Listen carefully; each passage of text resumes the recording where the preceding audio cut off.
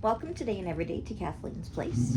I'm so glad that you have joined me, and I appreciate you being here. Today I'm going to update you on my struggle of life after my separation of 29 years. Now, it's not only about the separation of the marriage, but many other things that I've been struggling with, and I'm going to share them with you right away. So again, you're going to see me looking down every once in a while or over to the side of my laptop, because that's where I write down my, sorry, my puppy's being a little growly right now. So I'm going to be real with you and upfront with you of how I'm doing right now. I used to cry a lot, and then my doctor put me on antidepressants and things got, controlled a little bit. But lately, I've had a hard time controlling those emotions again, and different things seem to trigger my emotions and setting me off crying again. I was going to try to do this all in one shot, but I find that very hard for me. So I'm going to break it down into a few different shots. And looks like I've been crying again, which I have been. But anyhow, I just want to thank you once again for joining me on this journey. And like I said, I want to be real with you where I'm at right now and share my experience in the hope that some might relate to my experience that I'm going through now, at least parts of it. So anyhow, lately, I've been feeling more sensitive again and just crying over things that I wouldn't normally cry over, and even being on antidepressants right now is just not helping me. Excuse me, I do know in some of these situations of me crying has to do with my chronic fatigue syndrome, because for instance, I finally accepted the fact that I cannot work anymore. And because it wasn't really my choice, I was really enjoying doing the administrative work in our business, making all the connections of customers and our jobs and the teams that we had and the crews and everything. I was really enjoying that, but my body was not enjoying it as much as I had hoped, and that took a toll on me. So the other day, yesterday, it's Friday, Thursday,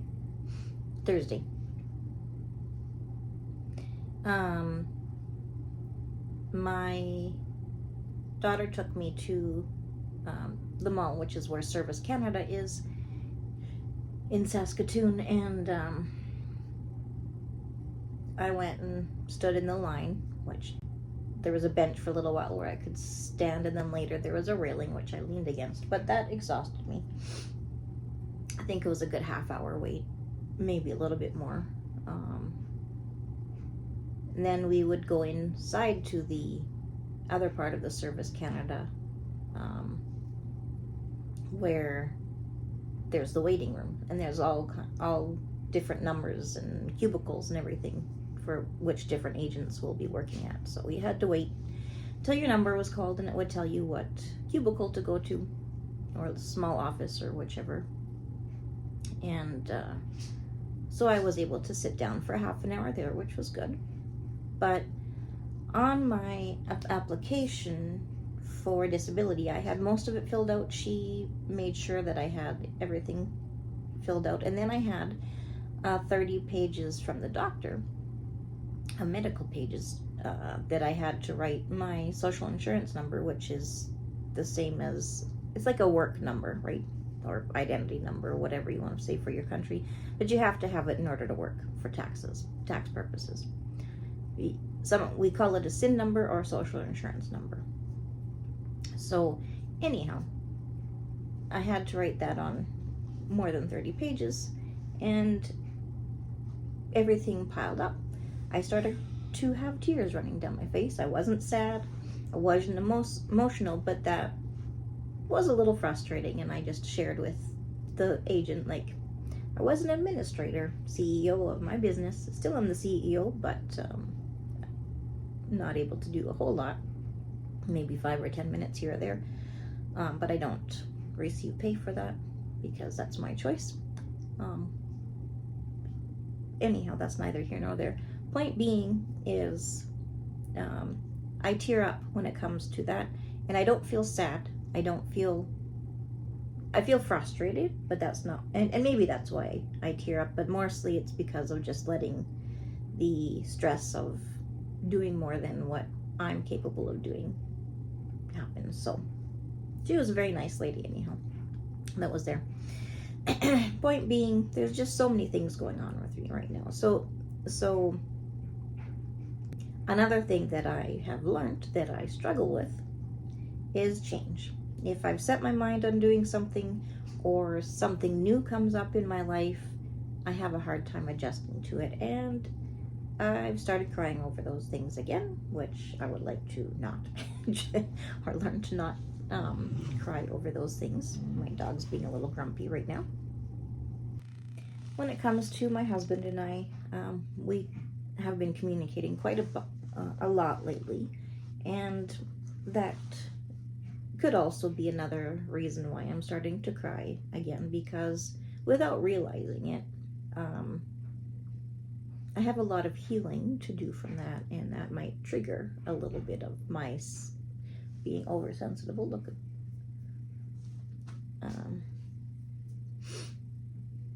so anyhow, yeah, I just enjoy talking to you as a friend, and hope that we can become friends through this journey as well, if you want a friend or an extra friend.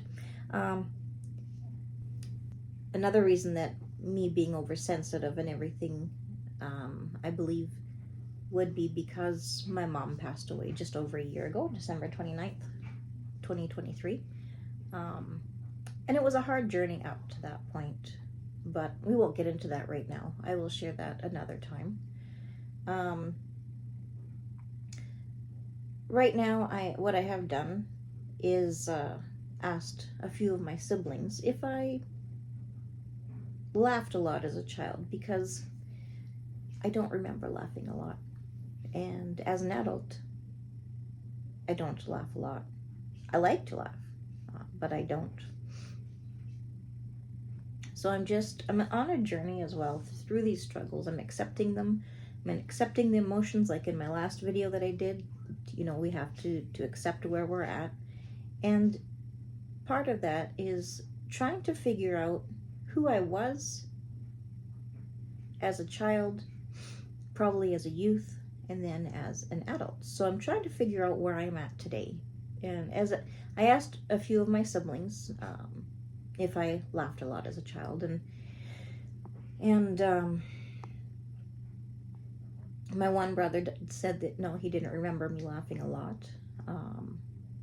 Another brother said that, yeah, in this town that we lived in, because we did move around a lot, that I did laugh quite a lot there. And my sister, eldest sister, she said that yeah, I laughed a lot and I was mischievous, but she babysat me a lot, so she would know a little bit more when I was quite young, and I was quite mischievous and silly and everything. So, but being in a larger family, we're a family of 7 kids. I'm the youngest, so it was easy to get lost in the shuffle and busy life and everything. It was easy to become lost, and I think as I got older, I got like that. I do remember having times of laughing with certain friends. In high school, I had a couple good friends, and one that I've known since I was 5, and the other I had known since grade 9. So grade 9 through grade 12, we were good friends, and I do remember laughing with them. But I kind of lost that in my marriage. I lost the joy of life, I think. I lost a lot of who I was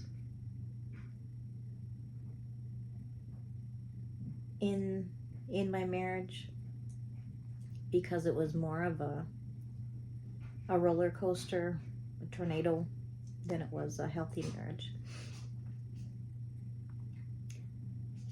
So on top of everything else, I have my chronic fatigue syndrome, which I did mention, my fibromyalgia, trying to deal with the pain, trying to deal with the not being able to do things, gaining weight that isn't healthy either, not being able to do as much as I like. I used to be a person, which a lot of my siblings might not know, but I didn't sit still very much.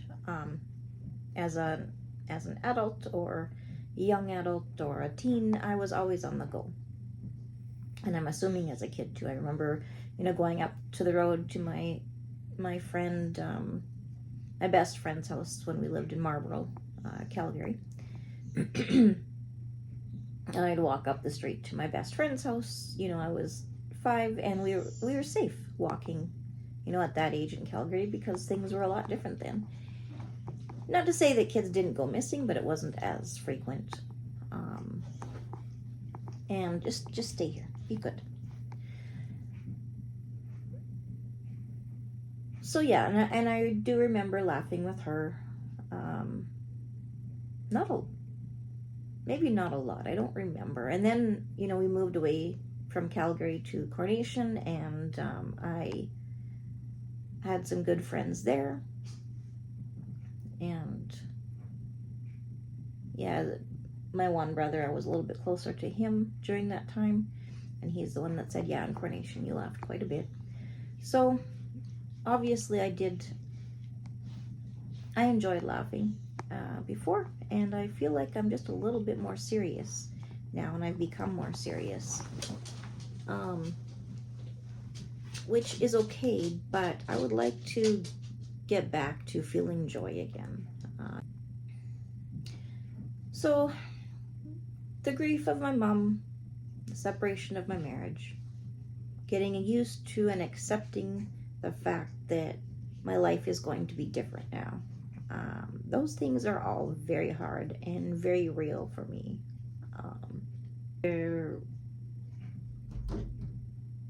I just feel like a lot of emotions are building up, and my physical, like I said, and mentally and everything, I'm just trying to adjust to my new life, and trying to find out who I am, trying to find out the new me, who I want to be, and I want to have that free heart that I used to have.